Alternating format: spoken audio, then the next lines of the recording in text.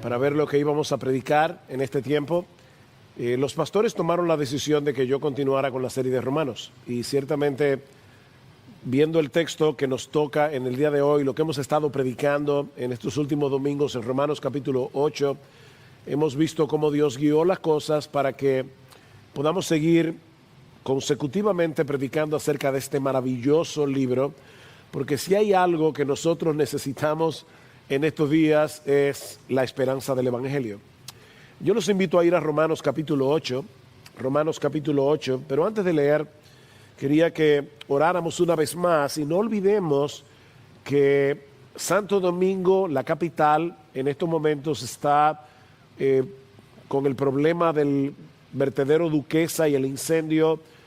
Mis hermanos, esto es algo muy serio, y como sabemos que hay personas de otros países que probablemente nos están viendo y no saben de qué me estoy hablando, hay un vertedero de basura, el más grande del país, que está desde hace ya varios días encendido, y todas las mañanas casi toda la ciudad capital amanece con una bruma tóxica que a todos los que somos asmáticos, tenemos problemas respiratorios, nos afecta de una manera particular, y aún aquellos que no sufren de problemas respiratorios. Y si alguien está enfermo del COVID, es todavía mucho peor.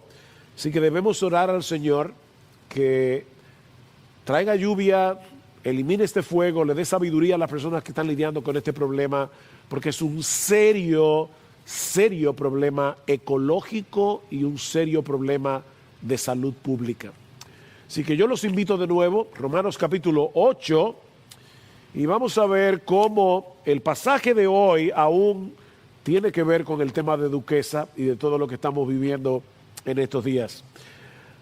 Romanos 8, vamos a leer los versículos 18 al 25 y luego vamos a orar una vez más. Pues considero que los sufrimientos de este tiempo presente no son dignos de ser comparados con la gloria que nos ha de ser revelada. Porque el anhelo profundo de la creación es aguardar ansiosamente la revelación de los hijos de Dios. Porque la creación fue sometida a vanidad, no de su propia voluntad, sino por causa de aquel que la sometió en esperanza. En la esperanza de que la creación misma será también liberada de la esclavitud de la corrupción a la libertad de la gloria de los hijos de Dios. Pues sabemos que la creación entera aún gime y sufre dolores de parto hasta ahora. Y no solo ella, sino que también nosotros mismos, que tenemos la primicia del Espíritu, aún nosotros mismos gemimos en nuestro interior, aguardando ansiosamente la adopción como hijos, la redención de nuestro cuerpo. Porque en esperanza hemos sido salvados, pero la esperanza que se ve no es esperanza. Pues, ¿para qué esperar lo que uno ve? Pero si esperamos lo que no vemos, con paciencia lo aguardamos. Vamos a orar. Señor, de nuevo acudimos a ti, Padre, porque este pasaje que vamos a exponer en la mañana de hoy es tan relevante, es tan pertinente para lo que estamos viviendo como planeta en estos días.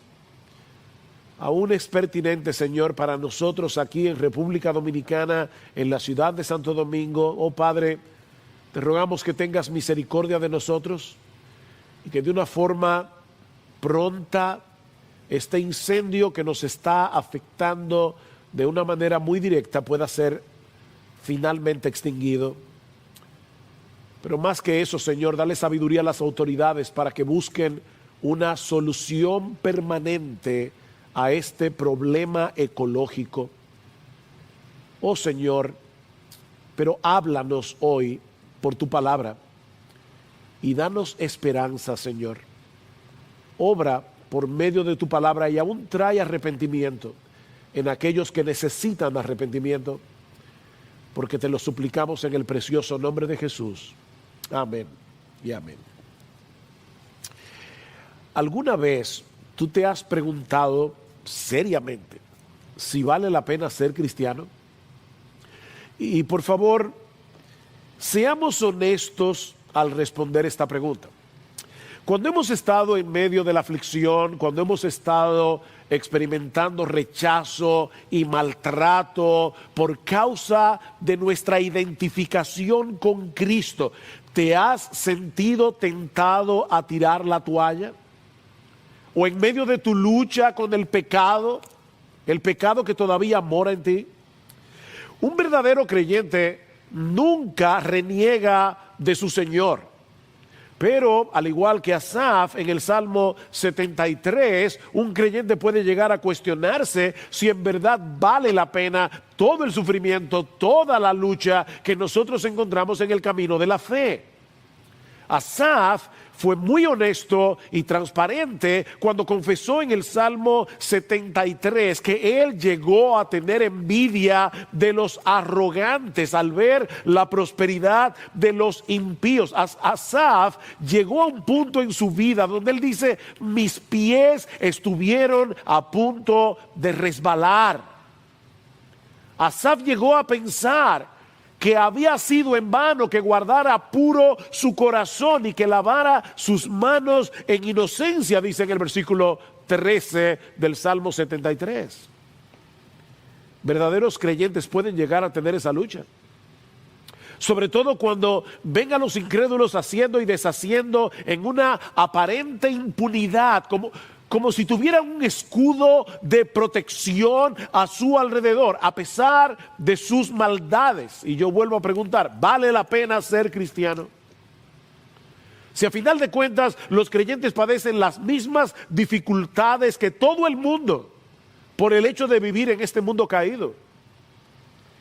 Los cristianos no están exentos de ser contagiados por el coronavirus. Los cristianos no están exentos de padecer de problemas respiratorios por causa de este incendio en Duquesa. Es una mala teología y es un escape de la realidad que vemos a diario, pensar que los cristianos somos inmunes a las tragedias que son comunes a los hombres en esta vida. Aparte de que al cristiano se le añade el rechazo y la persecución y el maltrato solo por el hecho de ser cristianos.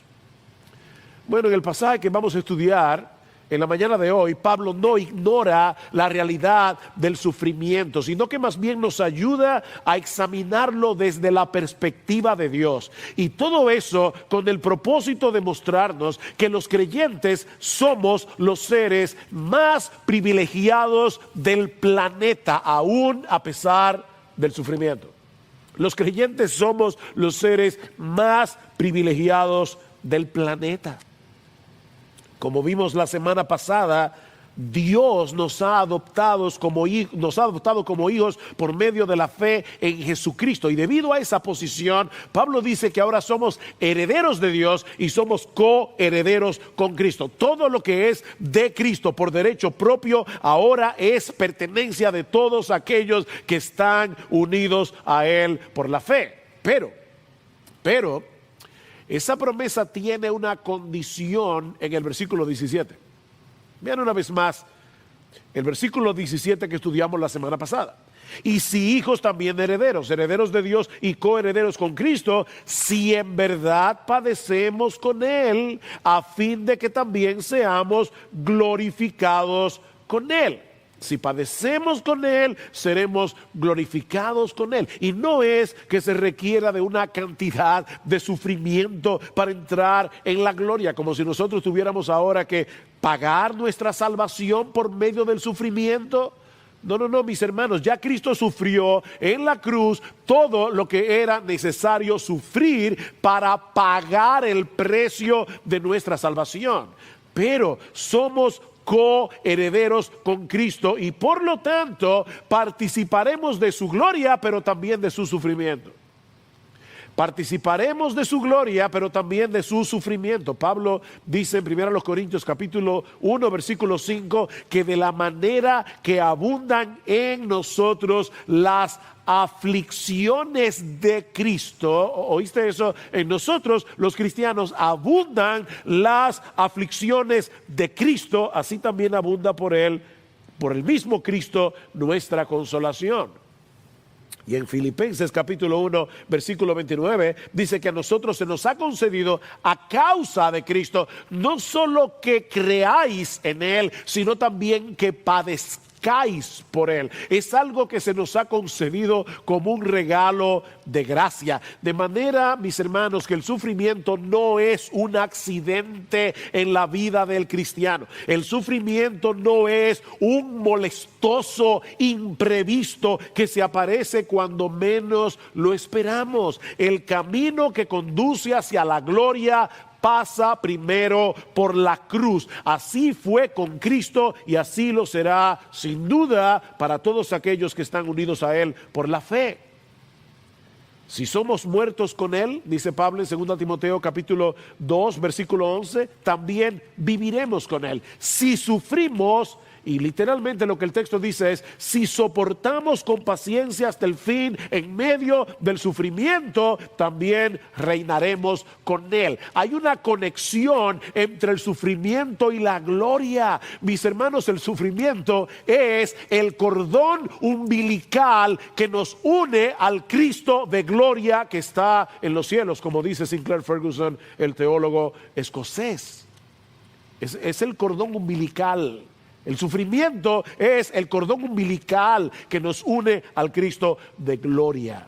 Pero hay una diferencia cuantitativa y cualitativa, es decir, en cantidad y en calidad, y es abismal la diferencia entre el sufrimiento presente y nuestra gloria futura.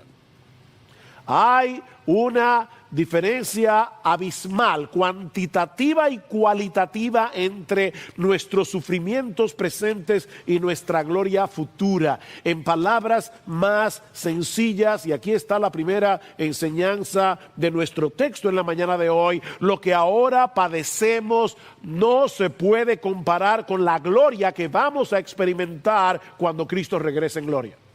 Lo que ahora padecemos no se puede comparar con la gloria que vamos a experimentar cuando Cristo regrese en gloria. Vean una vez más el versículo 18.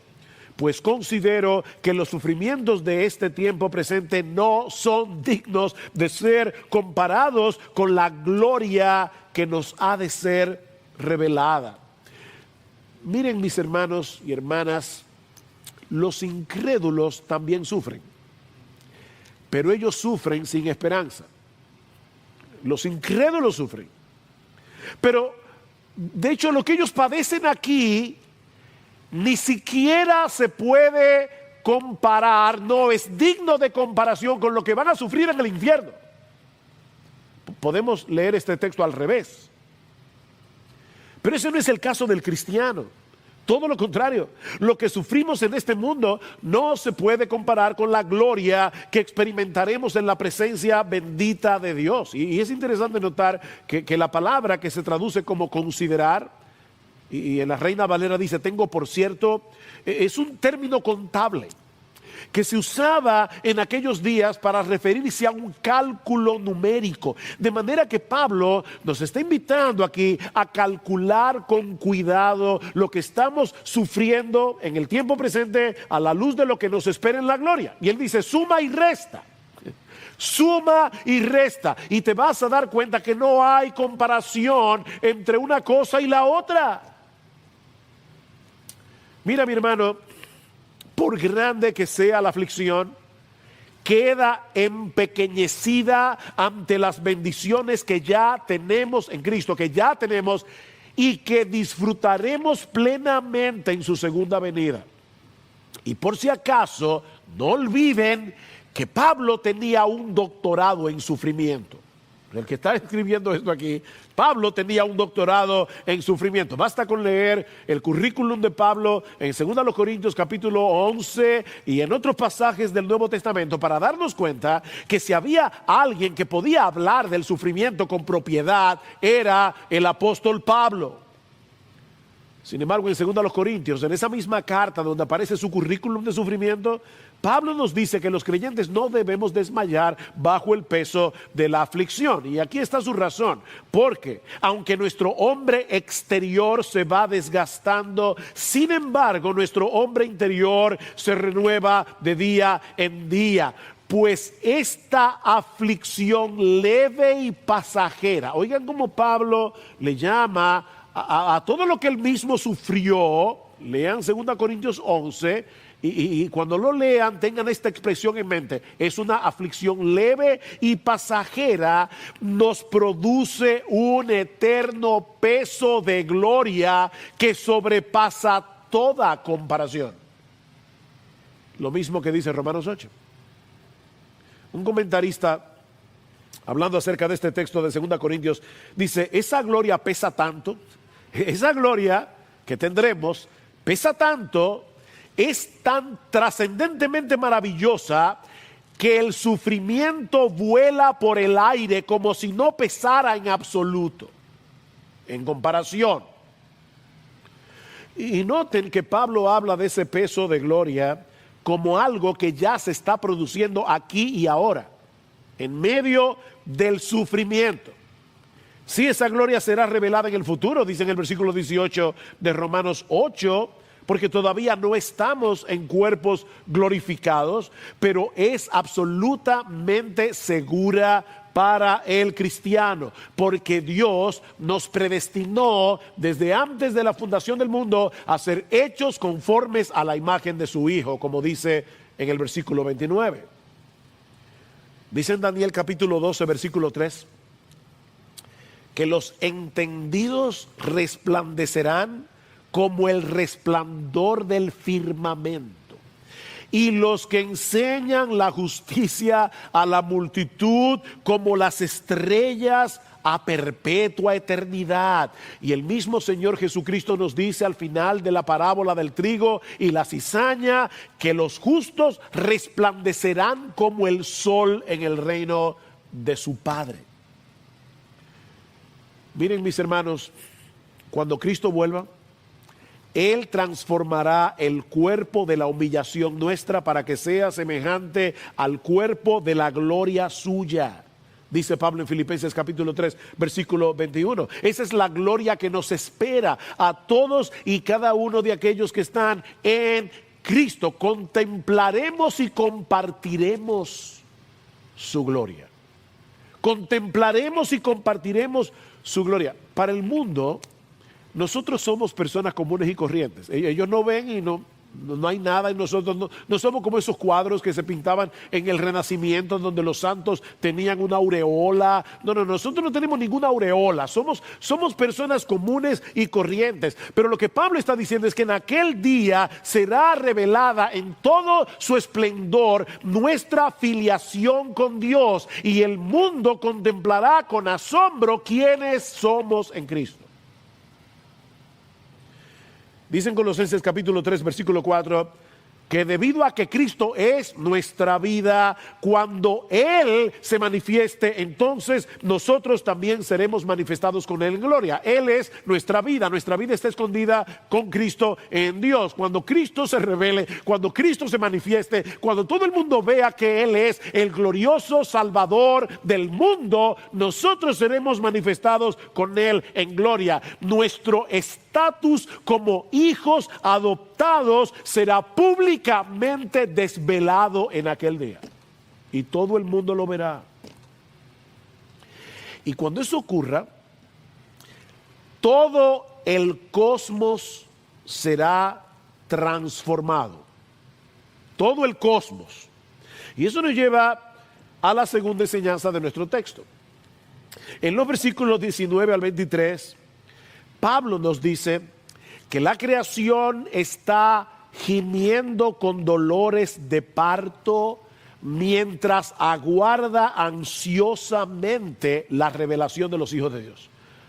La creación está gimiendo, está con dolores de parto. Versículo 19. Porque el anhelo profundo de la creación es aguardar ansiosamente la revelación de los hijos de Dios, porque la creación fue sometida a vanidad, no de su propia voluntad, sino por causa de aquel que la sometió, en la esperanza de que la creación misma será también liberada de la esclavitud de la corrupción a la libertad de la gloria de los hijos de Dios. Para poder entender lo que Pablo está diciendo aquí, es necesario que veamos en los primeros 3 capítulos del Génesis el propósito original de Dios, tanto con el hombre como con la creación, y cómo ese propósito quedó temporalmente frustrado por causa del pecado, porque ese es el trasfondo de la enseñanza de Pablo en este texto. Si no entendemos Génesis 1, 2 y 3, no vamos a entender Romanos 8, 19 al 23. Dice en Génesis que luego de crear el escenario en el que Dios habría de hacer un despliegue de su gloria, el planeta Tierra, al 6º día Él crea al hombre a su imagen y semejanza y lo coloca en el huerto del Edén para que el hombre reine como representante de Dios. Adán y Eva tenían la función de reflejar y representar a Dios en la tierra. Esa es la idea que está detrás de la palabra imagen. Tal vez sería más fácil para nosotros pensar en un icono en la pantalla de nuestra computadora, de nuestro ordenador o de nuestros teléfonos inteligentes. La palabra icono viene del griego icon, que significa imagen en español. Alguien decía, un icono es un pequeño archivo de imagen que al hacerle clic introduce los megabytes del programa de computadora que representa ese archivo, esa imagen. Bueno, metafóricamente hablando, dice este autor, la humanidad es como un pequeño archivo de imagen de los terabytes de la gloria de Dios en la creación. Esos somos los seres humanos. Las imágenes no se señalan a sí mismas. Los íconos apuntan hacia una realidad más grande que la figurita que vemos en la pantalla. Bueno, fue con ese propósito que Dios creó al hombre, para reflejar su presencia y su autoridad sobre todo lo creado. Pero esa imagen quedó distorsionada por causa del pecado, de tal manera que los seres humanos ya no representamos a Dios como deberíamos.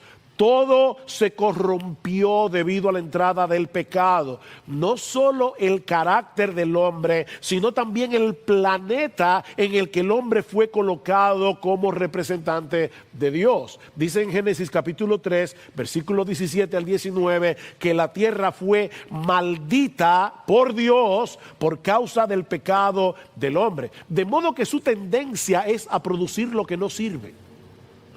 Todos los que alguna vez han querido plantar un huerto o un jardín, saben muy bien que si tú dejas la tierra sin cultivar, no crecerán tulipanes y rosas. Va a crecer hierba mala. Aunque la tierra conserva algo de su belleza original, y ese algo es increíble, pero es algo. Lo cierto es que nuestro planeta no funciona como debiera funcionar. Y es a eso que se refiere Pablo cuando dice en el versículo 20 de Romanos 8 que la tierra fue sometida a vanidad. Noten, fue sometida, es en modo pasivo. La creación no se sometió a ella misma, la creación no se maldijo a ella misma. Y el texto señala claramente quién fue que la sometió. El mismo que la sometió en esperanza. Dios maldijo la creación por causa del hombre. Este es un planeta hermoso y peligroso al mismo tiempo. Este es un planeta hermoso y peligroso a la vez. Enfermedades, desastres naturales, calamidades de todo tipo. Eso es parte del juicio de Dios contra el pecado del hombre. De manera que Dios le está mostrando al hombre a través de una creación dañada la verdadera cara del pecado. John Piper, en su libro Cristo y el coronavirus, dice lo siguiente al respecto: el mal físico, es una parábola, es una dramatización, es un letrero que apunta hacia la atrocidad de la rebeldía en contra de Dios. En nuestra condición actual después de la caída, dice Piper, cegados por el pecado, no podemos ver ni sentir lo repugnante que es pecar contra Dios. Prácticamente nadie en el mundo siente lo atroz que es preferir otras cosas por encima de Dios. Pero ¿cuánto sentimos el dolor físico? Tal vez no nos duela la forma en que menospreciamos a Dios todos los días en nuestro corazón. Pero si el coronavirus viene y amenaza nuestro cuerpo, Dios recibe toda nuestra atención, dice Piper. El dolor físico, escuchen esto, el dolor físico es el trompetazo de Dios que nos dice que hay un problema serio en el mundo. Pero gracias al Señor que la historia no se quedó congelada en Génesis 3. Desde el mismo momento en que Adán y Eva se rebelaron contra Dios, Él prometió un redentor que habría de revertir todos los efectos del pecado en el hombre y en la creación. Bueno, por eso Cristo se hizo hombre. Él es la imagen visible, el ícono visible del Dios invisible. Dice Pablo en Colosenses capítulo 1, versículo 15, que por amor a su pueblo murió en una cruz para pagar por nuestros pecados y restaurar en nosotros la imagen de Dios. Es de eso que se trata la santificación progresiva, restaurar en nosotros poco a poco esa imagen que quedó distorsionada en el huerto del Edén. Ese proceso comienza desde el mismo momento en que nos convertimos a Cristo, cuando nos arrepentimos de nuestros pecados y confiamos en el Señor, pero será completado cuando seamos glorificados en la segunda venida y podamos reflejar en cuerpo y alma la imagen de Dios en Cristo. Y como el destino de la naturaleza está ligado al nuestro, el día que eso ocurra, la creación también será liberada de la esclavitud de la corrupción a la libertad de la gloria de los hijos de Dios, dice Pablo en el versículo 21. La creación será transformada para que pueda reflejar, dice John MacArthur, la gloria, la perfección y la gloria que Dios se propuso darle desde el principio. Gloria al Señor, el mismo Dios que sometió la tierra a vanidad, Él mismo le dará su liberación. No son las organizaciones del medio ambiente las que van a hacer eso. No es Greenpeace. Y debo decir, para tener cuidado aquí, que muchas de esas organizaciones están haciendo una labor muy noble. Una labor muy noble. Una labor que debe llevarse a cabo, pero debemos ser realistas. Nadie, hasta que Jesucristo vuelva, nadie podrá revertir de una vez por todas el proceso de decaimiento y corrupción que daña tanto al hombre como al medio ambiente. Eso nadie lo va a detener de una forma total. Es por eso que la creación está aguardando ansiosamente la llegada de ese día. ¿Ven el versículo 19? Porque el anhelo profundo de la creación, ese aguardar ansiosamente la revelación de los hijos de Dios. Pablo está personificando a la creación como alguien que está con la cabeza erguida. Eso es lo que significa la palabra anhelar profundamente. Es estar de puntillas mirando hacia adelante, alguien que está esperando algo con mucha expectación. Y luego en el versículo 22 dice que la creación entera está gimiendo. Está gimiendo y sufre dolores de parto hasta ahora. Eso quiere decir que sus dolores no son en vano, son dolores de parto. Son dolores que anuncian la llegada de una nueva era que está por venir. El dolor de una mujer que está a punto de dar a luz es real. Pero no es el mismo tipo de dolor que experimenta un enfermo de cáncer terminal. No es el mismo tipo de dolor. El primero es un dolor que trae vida. El segundo es un dolor que presagia la muerte, o que antecede a la muerte. Yo tuve el grandioso privilegio de estar en los 3 partos de mi esposa, en los 3. Y miren, yo puedo decirles que el dolor de una mujer que está a punto de dar a luz es doloroso, valga la redundancia. El dolor de una mujer que está a punto de dar a luz es doloroso. Pero es un dolor en esperanza. Es un dolor que a medida que se intensifica anuncia que el niño está próximo a nacer. Bueno, mis hermanos, y yo les ruego al Señor que a pesar de la cámara y que tú estás en tu casa, por favor escucha esto con atención. Es así como Dios quiere que tú y yo veamos todas las calamidades que ocurren en este mundo. Los volcanes, los tsunamis, los huracanes, los coronavirus, el cáncer, la crueldad del mundo animal, son dolores de parto. Eso no eliminará la realidad del dolor, pero mis hermanos, lo pone en perspectiva desde el mismo momento en que nuestro Señor Jesucristo se levantó de la tumba al tercer día. El cosmos quedó preñado de una nueva creación, nuevos cielos y nueva tierra que algún día saldrá a la luz con todo su esplendor. Este cosmos está preñado de una nueva creación. Esto es lo que Pablo está diciendo.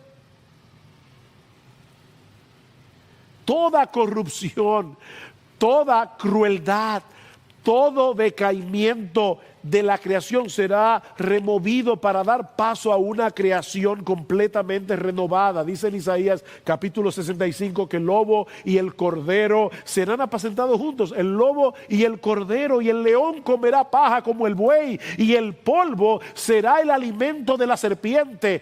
No afligirán ni harán mal en todo mi santo monte, dijo Jehová. Cantábamos antes de la predicación: la ciudad de Dios es donde yo quiero estar.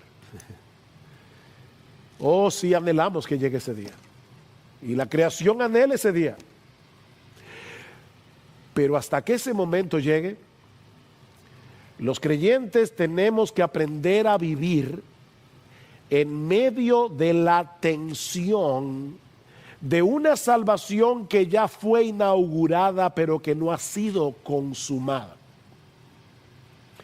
Una salvación que ya fue inaugurada y de hecho que ya poseemos, pero que no ha sido consumada. Y eso nos lleva a la tercera y última enseñanza de este pasaje, que los creyentes también gemimos mientras aguardamos ansiosamente la completa realidad de nuestra adopción como hijos. Los creyentes también gemimos. Versículo 23. Y no solo ella, la creación, sino que también nosotros mismos, que tenemos las primicias del Espíritu, aún nosotros mismos gemimos en nuestro interior, aguardando ansiosamente la adopción como hijos, la redención de nuestro cuerpo. He aquí el dilema del cristiano.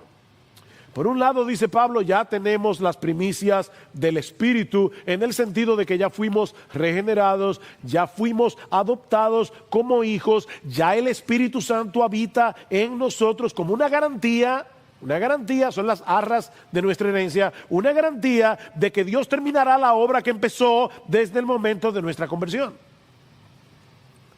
¿Qué garantía, verdad? Dios nos da su Espíritu Santo, la tercera persona de la Trinidad, para que estemos seguros de que eso viene. Pero esa redención no ha llegado. Esa redención final no ha llegado.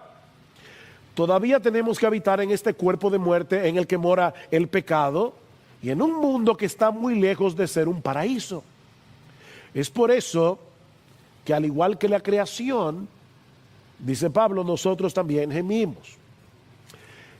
Esa idea del cristianismo light, donde todo es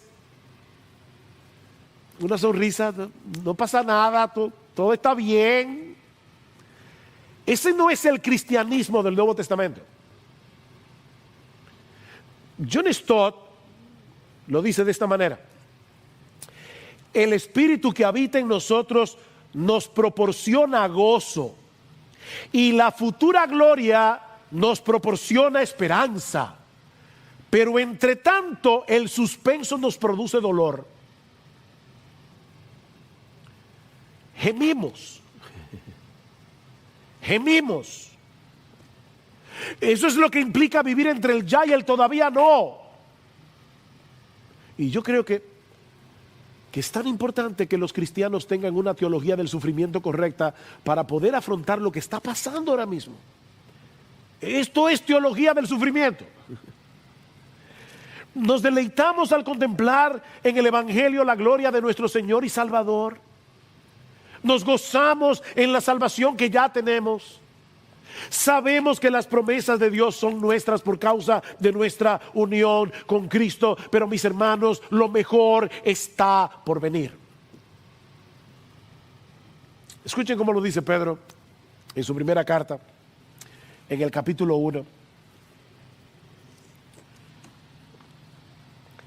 Bendito el Dios y Padre de nuestro Señor Jesucristo, que según su grande misericordia nos hizo renacer para una esperanza viva por la resurrección de Jesucristo de los muertos, para una herencia incorruptible, incontaminada e inmarcesible, reservada en los cielos para vosotros, que sois guardados por el poder de Dios mediante la fe, para alcanzar la salvación que está preparada para ser manifestada en el tiempo postrero. ¿Ven el punto? Hay algo que nos aguarda en el futuro. Algo que no tenemos todavía. La gloriosa realidad de haber sido adoptados por Dios no puede ser disfrutada a plenitud viviendo en este cuerpo de muerte. Miren, mis hermanos, el mismo hecho de tener al Espíritu Santo habitando en nosotros, lo cual es una tremenda bendición, también nos hace más sensibles a nuestro pecado. El Espíritu Santo habitando en nosotros, déjeme decirlo de alguna forma, no sé qué palabra usar que no suene ofensivo al Espíritu de Dios, pero es como, por momentos es una presencia incómoda, porque es el Espíritu Santo y nosotros moramos en un cuerpo donde todavía hay pecado. Hay una lucha, una tensión, hay un gemir. A veces uno siente, wow, Señor, ya. Yo no quiero tener tanto problema con esta tentación. No quiero volver a caer. Somos sensibles. Y somos sensibles al pecado a nuestro alrededor. Sí, no somos lo que una vez fuimos.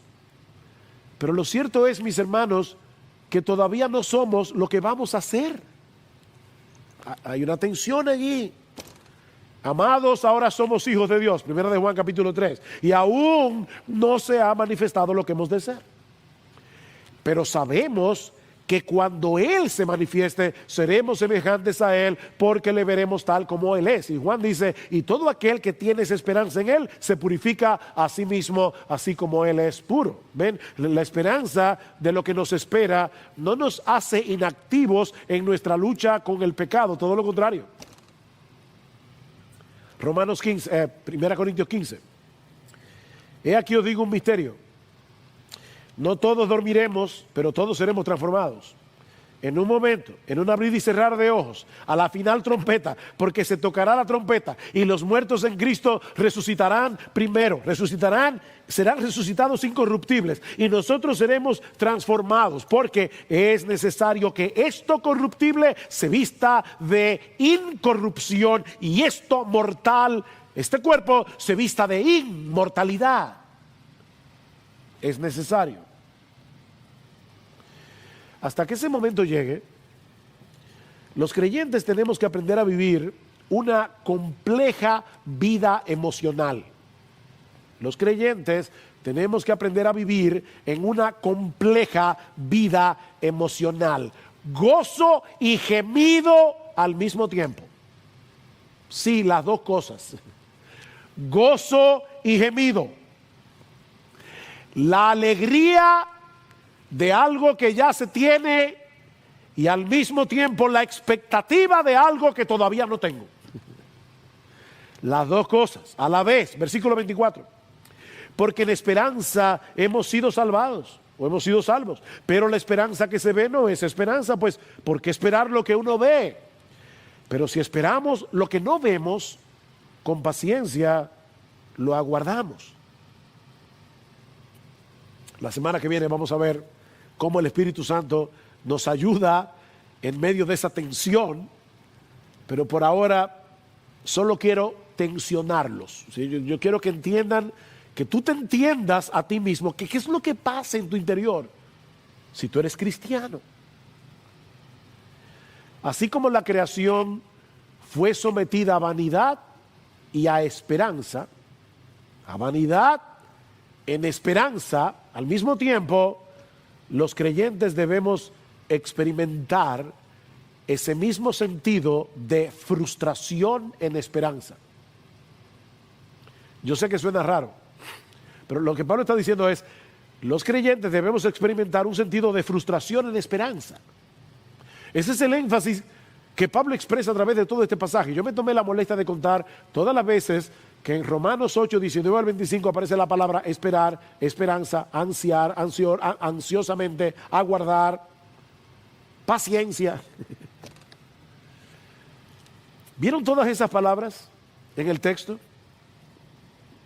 Anhelo profundo, aguardar ansiosamente, gemido, esperanza, dolor de parto, esperar con paciencia. ¿Qué es lo que Pablo nos está diciendo aquí? Bueno, por un lado, que no debemos esperar el cielo antes de tiempo. Y yo creo que ese es el problema de muchos creyentes. Están esperando el cielo antes de tiempo, por eso se frustran más de la cuenta. Pero por el otro lado, Pablo quiere que nosotros como cristianos no nos dejemos aplastar por todas aquellas cosas que ahora mismo no son como quisiéramos, ni en nosotros, ni en el mundo. Que no nos dejemos aplastar. La esperanza que se ve no es esperanza, dice Pablo, en el versículo 24. Pero lo aguardamos con paciencia, porque sabemos que nuestro Dios es fiel.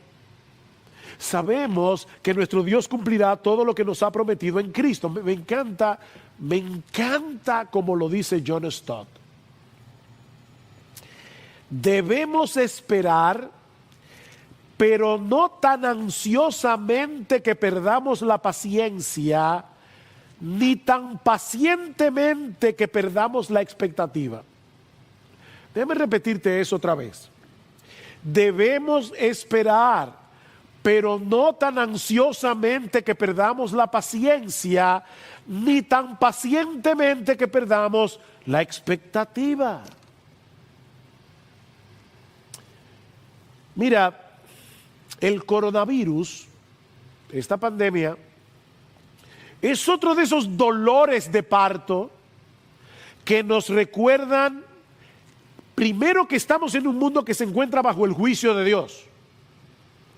Algunas personas preguntan, ¿es esto una señal de que este mundo está bajo el juicio de Dios? Sí, desde el huerto del Edén. Desde el huerto del Edén está bajo el juicio de Dios. Pero también estos dolores de parto nos recuerdan que un nuevo mundo está por llegar. Mira, mi amigo, si aún no has venido a Cristo en arrepentimiento y fe, tú debes entender que Dios no toma el pecado a la ligera. Es horriblemente atroz que los hombres, perdón, se hayan rebelado contra Dios y hayan decidido pisotear su gloria para buscar la suya propia. Eso es.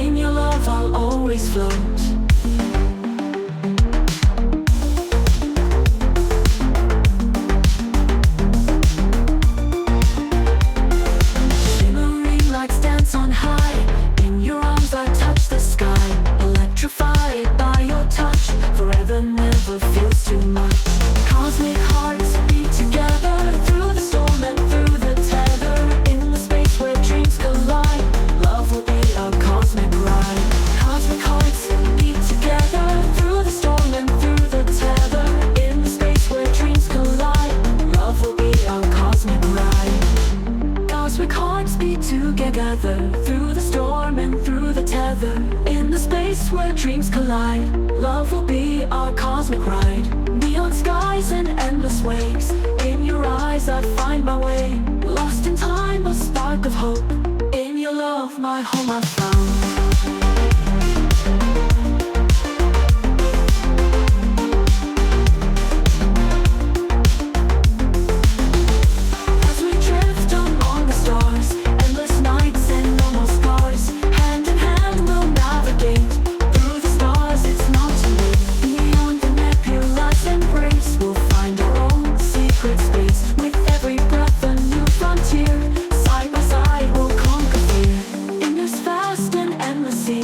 You and I, we're truly free. Cosmic hearts forever bound. In your love, my home I found.